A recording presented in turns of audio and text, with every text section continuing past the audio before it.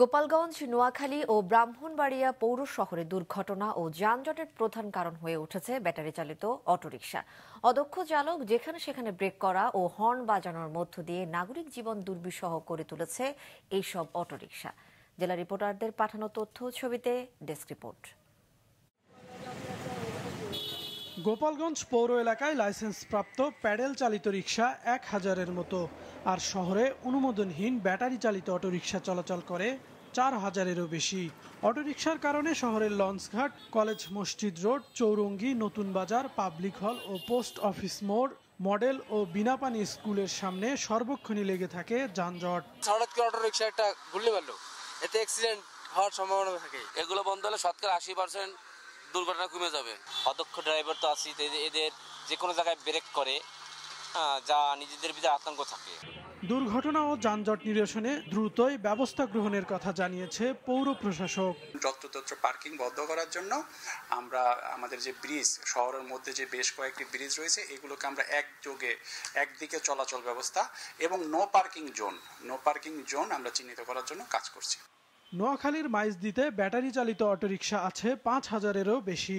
এগুলো শহরে দুর্ঘটনা ও যানজটের অন্যতম প্রধান কারণ বলে জানান ভুক্তভোগীরা। মাইজদি শহরের বিশাল সমস্যা হলো যানজট। এই যানজটের মূল কারণ হচ্ছে অটোরিকশা।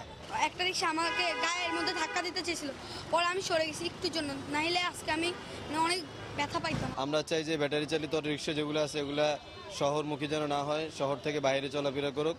পৌর এলাকার অটোরিকশা নিয়ন্ত্রণের কোনো তথ্য দিতে ক্যামেরার সামনে কথা বলতে রাজি হয়নি পৌর ও জেলা প্রশাসন সহ বিআরটিএ কর্তৃপক্ষ। তবে আইন অমান্যকারী অটো চালক ও মালিকের বিরুদ্ধে ব্যবস্থা নেওয়ার কথা জানিয়েছে পুলিশ। ট্রাফিক রুল যারা ভায়োলেট করছে তাদের বিরুদ্ধে আমরা প্রতিনিয়তই ব্যবস্থা নিচ্ছি, জেল জরিমানা হচ্ছে তাদের। ব্রাহ্মণবাড়িয়া পৌরসভা কর্তৃপক্ষ 1100 ইজি বাইক ও 4100 ব্যাটারি চালিত রিকশার লাইসেন্স দিলেও চলাচল করছে এ সংখ্যার চেয়ে কয়েক গুণ বেশি। যেখানে সেখানে যাত্রী ওঠানামা এবং ট্রাফিক আইন না মানায় দিন দিন বাড়ছে যানজট। ব্যাটারি চালিত রিক্সাগুলো এত স্পিডে চলে যে এগুলো নিয়ন্ত্রণ অনেক সময় ড্রাইভাররা করতে পারে না। হাজার হাজার অটো চলছে অনুমোদনবিহীন, তাদেরকে দেখার কেউ নাই।